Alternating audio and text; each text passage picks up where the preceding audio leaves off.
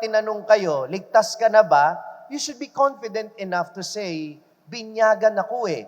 Ligtas ako dahil iniligtas ako ng Panginoong Jesus. But our salvation does not end there. Our salvation also lies if in the reality of being true to being baptized. Hindi lang mahalaga na nabinyagan tayo at tinanggap natin ang kaligtasan, mahalaga na pinaninindigan natin ang ating kaligtasan.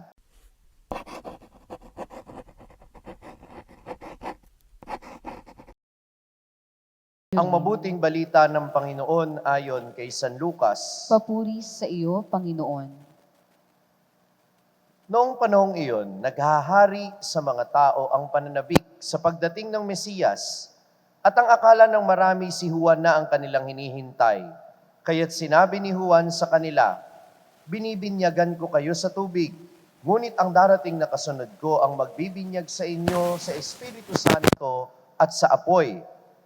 Siya'y makapangyarihan kaysa akin, at ni hindi ako karapat-dapat magkalag ng tali ng kanyang panyapak. Nabinyagan na noon ang lahat ng tao, gayon din si Jesus. Nang siya'y nananalangin, nabuksan ng langit at bumaba sa kanyang Espiritu Santo sa anyong kalapati.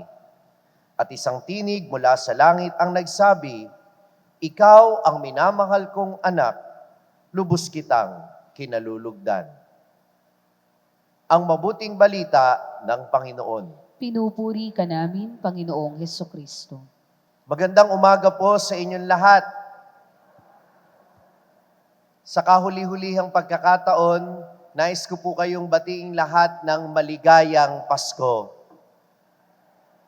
Tingnan ninyo, parang hindi kayo sigurado kung babatiin nyo rin ako.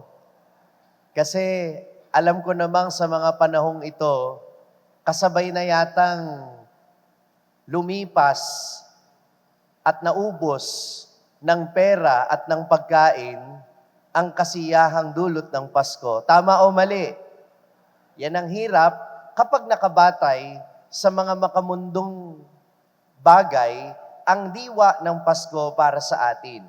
If the meaning of Christmas is only rooted with money, food, and pleasure, natatapos nga ang Pasko. Pero, kung ang kahulugan ng Pasko ay si Kristo na nagbigay sa atin ng kaligtasan, walang araw na pipiliin ang ating kaligayahan. Kahit hindi Pasko, magiging masaya tayo. Amen? Dahil yun naman talaga ang kahulugan ng Pasko, na ang Diyos ay naparito sa mundo upang sagipin tayo, patawarin tayo sa ating mga kasalanan at pagkalooban tayo ng buhay na walang hanggan. At yan ang dahilan kung bakit nagdiriwang tayo ng banal na Eucharistia, because we keep on remembering what Jesus did for us. Ang dahilan ng kanyang pagkakatawang tao ay ang ating kaligtasan. At kailan natin tinanggap ang kaligtasang iyan? Kailan natin tinanggap ang kaligtasang ipinagkamit sa atin ni Jesus? Nung tayo ay binyagan. Very good. Kaya nga, tayong mga Katoliko, meron tayong kapanatagan sa ating kalooban na tayo ay may puwang sa langit, na tayo ay iniligtas na ni Jesus. Kaya pag tinanong kayo, ligtas ka na ba? You should be confident enough to say, binyagan ako eh. Ligtas ako dahil iniligtas ako ng Panginoong Jesus. But our salvation does not end there. Our salvation also lies if in the reality of being true to being baptized. Hindi lang mahalaga na nabinyagan tayo at tinanggap natin ang kaligtasan, mahalaga na pinaninindigan natin ang ating kaligtasan. At yan yung diwa ng mga pagbasa natin ngayon. Sabi sa unang pagbasa, be consoled, my people, because your debts have been paid. Magalak kayo sapagkat binayaran na ang inyong mga pagkakautang sa Diyos. At sino ang nagbayad ng pagkakautang natin sa Diyos? Si Jesus. Sa pamamagitan ng kanyang pagkakatawang tao, ng kanyang kamatayan at muling pagkabuhay, pinagbayaran na niya ang ating mga kasalanan. Sinagip na niya tayo. Tinanggap natin yon nung tayo'y binyagan. Pero ano ang sabi sa atin ni Apostol San Pablo sa kanyang sulat kay Tito sa ikalawang pagbasa, na kung tinanggap natin ang Espiritu Santo, dapat ito'y makita sa ating pagiging magandang loob. Dapat makita ito sa ating magandang pamumuhay. Kaya ang tanong, are we living up to the grace of baptism that we have received? Tayo ba ay nabubuhay ayon sa biyaya ng binyag na tinanggap natin? Ano bang biyayang tinanggap natin noong binyag? Ang Espiritu Santo. At ano ang buhay na dapat meron tayo, taglay ang Espiritu Santo sa ating pagkatao? Ito yung buhay ng pagtalikod sa kasalanan at paninindigan sa pananampalataya. At nung binyagan tayong lahat, kung natatandaan ninyo, at kapag kayo ay dumadalo sa mga binyag, yan yung dalawang bagay na ginagawa bago buhusan ng tubig yung bata. Tinatakwil ang masama at inaako ang pananampalataya. Ano yung dalawang bagay na ginagawa? Itinatakwil ang masama, pinaninindigan ang pananampalataya.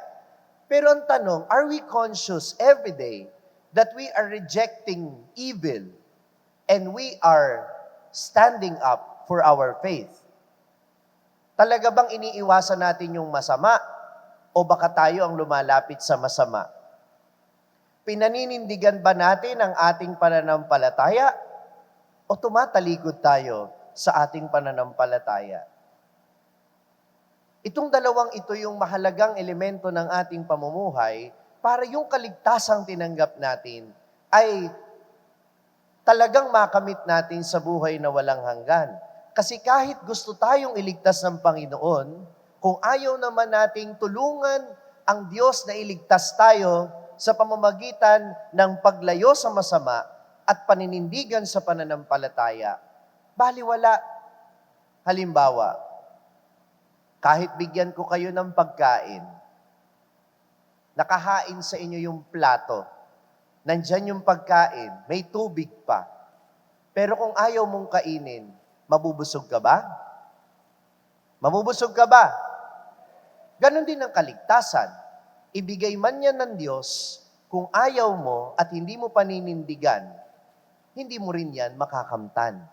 Sapagkat hindi tayo pipilitin ng Diyos na tanggapin ang mga bagay na ayaw natin. Gusto nyo bang maligtas? Panindigan natin ang mga pinangako natin nung tayo ay binyagan. Minamahal ko mga kapatid, kapag pinanindigan natin ang mga pangako natin nung tayo'y binyagan, nagiging tunay tayong mga anak ng Diyos. At ito yung mensahe sa atin ng Ebanghelyo. Let us always be reminded that whenever we reject evil, whenever we stand up for our faith, we become true children of God. Nagiging totoong anak tayo ng Diyos. Kuminsan kasi yung pagiging anak ng Diyos, ginagawa lang natin yung, baga parang slogan, anak ako ng Diyos. Pero pinaninindigan mo ba yon? Masasabi mo bang anak ka ng Diyos kung yung identity mo ay ibinabatay mo sa pagiging mayaman o pagiging mahirap, pagiging babae, lalaki, o kaya naman sa sexual orientation mo binabatay ang iyong identity, sa iyong estado sa buhay, sa iyong itsura.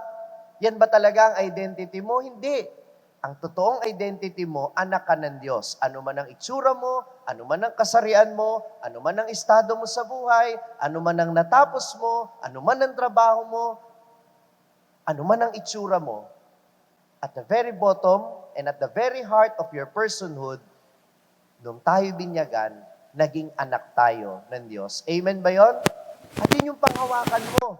Dahil kapag pinanghawakan mo na ikaw ay anak ng Diyos, ang palagi mong tatanungin araw-araw sa mga desisyong gagawin mo sa buhay mo, magiging proud kaya ang Diyos sa gagawin kong ito? If you are a child of God, palagi mong iisipin, kapag ginawa ko ba ito, magiging proud ang Diyos sa akin? Dahil kung hindi, parang tinalikuran mo ang iyong ama. Parang binabaliwala natin ang pagpapahalaga niya sa atin. Kaya ngayong araw na ito, dalawang bagay yung gusto kong hamon sa inyo. Una, do you remember the date of your baptism? Kung naniniwala kayong mahalaga yung binyag, natatandaan ba ninyo kung kailan kayo bininyagan? Sino nakakaalam dito nung petsa ng inyong binyag? Taas ang kamay. Naku po, kokonti lang kami. I was born October 10, 1990, and I was baptized December 3, 1990. And I am grateful to my parents. Ask me why. Tanong niyo sa akin, bakit? Kasi hindi kinatwiran ng magulang ko na kailangan pa nilang mag-ipon bago ako pabinyagan. Maraming mga magulang ipinagkakait ang biyaya ng binyag sa mga bata dahil daw nag-iipon pa sila ng paganda. Mali. Tanong niyo sa akin, bakit? Hindi naman yung sos ng minudo ang ibubuho sa bibinyagan eh. Hindi naman yung mantika ng mechado ang ipapahid sa ulo ng bata. Ano ang kailangan ng bawat sanggol na isisilang? Kaligtasang kaloob ng Diyos. Gaano ka kasigurado na yung batang iyan ay magtatagal ang buhay? Paano kung hindi mo na ipagkaloob ang binyag? Kung hindi mo siya dinala sa sakramento ng binyag, pananagutan mo sa Diyos yan. Amen? Kaya wag niyong ginagawang katwiran yung panghanda para ang mga bata ay hindi mabinyagan. So number 1, let us value the sacrament of baptism. Amen? And number 2, let us always constantly ask that question, how will I make the Father proud? Paano natin gagawing proud ang Diyos sa atin? Kahit naman tayo ay mahinang mga nilalang, hindi naman mababago ang halaga ng Diyos, ang halaga natin para sa Diyos. Pero para pahalagahan natin yung pagmamahal ng Diyos sa atin, sana gawin natin din siyang proud sa pamamagitan ng ating mga desisyon sa buhay. Sa pamamagitan ng paninindigan na tayo'y tunay na mga anak ng Diyos. Kaya, ang tanong ko sa iyo, when was the last time that you think you have made God proud of you?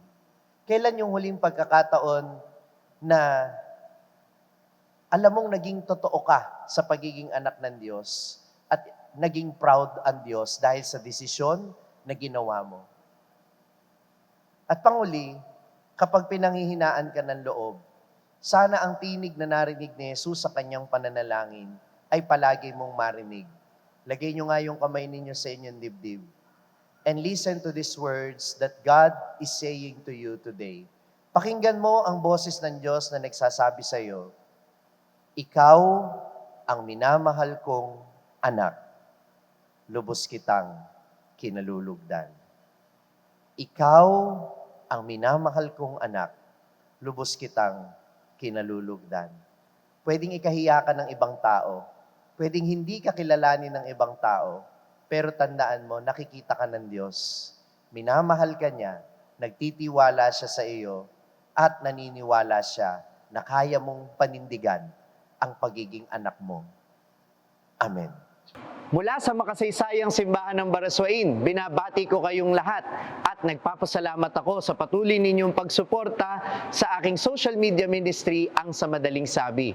Ang aking mga pagninilay araw-araw ay maaari din po ninyong marinig sa #1 Catholic prayer app sa buong mundo, ang Hallow app. Alam nyo ba na maaari din ninyo itong i-download ng libre sa inyong Google Play Store at Apple App Store para manatili kayong updated sa mga pagninilay sa Ebanghelyo araw-araw. Gayun din naman, huwag niyong kalimutan na i-like at mag-subscribe sa aking social media platforms na makikita po ninyo dito sa ating screen para manatili kayong updated sa mga bagong contents. Maririnig din ninyo ang aking podcast sa Spotify. Naglalabas po ako ng content every Thursday at yan po ang Sabihin Mo Sa Akin. Kung na-inspire at na-bless ka ng reflection na ito, huwag mo sanang kalimutan na i-share din ito sa mga kapamilya o kaibigan mo na nangangailangang marinig din ang mensaheng ito. Ako po si Father Franz Dizon, ang content creator ng Sa Madaling Sabi, sharing the message of salvation.